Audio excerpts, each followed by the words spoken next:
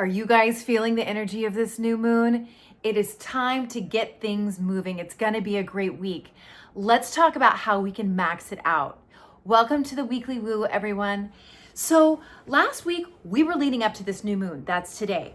Starting today, we're going to have a whole different energy that we have access to. It's going to make us feel more alive. We're going to have more energy. We're going to have more inspiration. It's less about letting go, and now it's about initiating. And one of the things I think we're all going to be thinking about is love. Initiating love. Now, this doesn't have to be just romantic love, right? There's so many different forms of love. In fact, there's many people who believe that our very existence is the vibration of love, and it's our job to stay in that vibration regardless of what's happening around us. I'm one of those people. But this week, we're going to have access to ideas about how we want to love afresh, right? This could be people falling in love, right? We now have Venus as a morning star. She's in the sky. I made a post about that this week. This means there is more accessibility to romance, to love. But you know, if you follow me, I always talk about the very most important love that we can possibly have, and that is the love towards ourselves. So, first question is there any area where you need to be forgiving yourself? The shame, the guilt of the past mistakes. I just want to remind you guys, as I remind my son all the time and myself, mistakes are here to make us grow, right? Just like challenges are here to strengthen us, to make us grow, so are mistakes. They are a vital part. So even if you're looking at, fresh love and you're like, I don't know, look at what I've done in the past, let that go. Yes, it's important to look at your patterns, and hopefully you've been doing that for the last 2 months. But now is a time you can let your heart open up to the possibilities. This doesn't mean you act on it necessarily, but you're starting to open up. If it's something that you want, this is a week where you're really going to feel it. And I think that's such a good thing, right? The bunnies, the birds, everybody is like feeling that. It's a pattern on our planet that when spring comes, we have access to more of this juicy energy.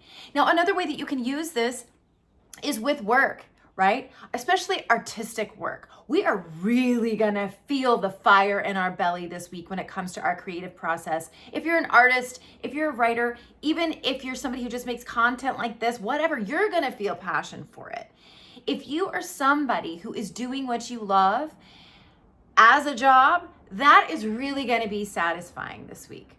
So one of the things though that I do think we still have to take into consideration is that so much is changing so fast on our planet, right? It can just be so overwhelming to know what direction to take, where to go, what step to take. This is where, again, we're definitely having the green light to ask for help.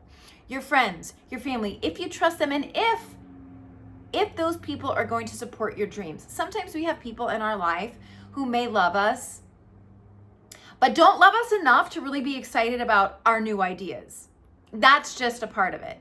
So be discerning as to who you share these new passions with, because you don't want that fire dampened out by somebody who's, raining on your parade. Avoid that. So another thing that I really think we have that's great for us this week is Saturn is going to become visible now on May 1st, which is Beltane. Right? Beltane was a holiday throughout ancient times. Even now it's celebrated. It is a holiday of fertility, right? Of really enjoying the senses, sensuality, being in the body, this vibration of spring that I'm talking about. This is a week to get into it. Get outside as much as you can. With Saturn now in the sky, Saturn rewards discipline. So this is also a time to be thinking about when you have all this juicy fire energy, you're inspired, you have more energy. What's your schedule? What's your budget? Saturn loves a budget. It loves a schedule that you keep. Saturn loves it when you say you're going to do something and you do it. And right now with Saturn, that's going to be visible starting May 1st, this is a great way to start using that Saturnine energy in a really good way. Also, Saturn deals with the bones, the teeth. Have you had a dental checkup recently? Dental hygiene. This is like getting on the good side of this energy that's coming in. Also, spinal alignment, your bones. How are you doing with that? How's your neck? So much of us, because of the cell phone, are developing neck problems. Are you? There's so many exercises you can do to combat that, right? To come back to natural spinal alignment. Another thing that you can do with Saturn is to work with stones, crystals, even regular stones. Again, if you are a patron, you know that we've been talking about talismans and how an object can become a representation of what it is you're manifesting. Again, that's a great thing to use this week with Saturn coming more into play. Now that it's visible, that energy is more accessible to us. This is a really great time to start a spiritual practice, to start a meditation practice, because the sign that Saturn's in is all about spirituality.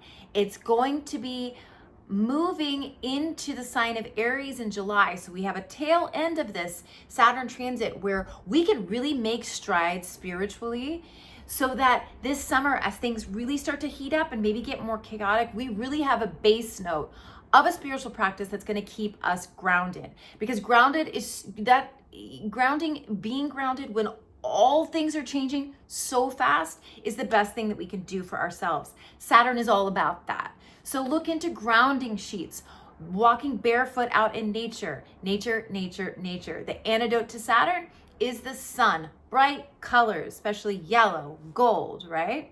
Working with rosemary is another really great way to work with the Saturnine energy, because sometimes, and especially because we're still having a Venus that's close to Saturn right now, and I know for those of you who aren't into astrology, this could seem kind of confusing, but the vibe is that there could be, as we're starting to feel this impetus towards opening heart with friends, maybe thinking about romance, or if you're in a relationship, more heart opening, more passion happening. Saturn, because Venus and Saturn are close together right now, and you can see it in the sky this week, Saturn is going to give us structure to that. This can sometimes create sadness around love, sadness around maybe mistakes we've made, like I said at the beginning. But more so, like I said, this is about creating structure, right? Giving it a foundation. So use this energy, you guys. Get out in nature. Let nature speak to you, speak to your body. This is a time to be in the body. How do you ground, right?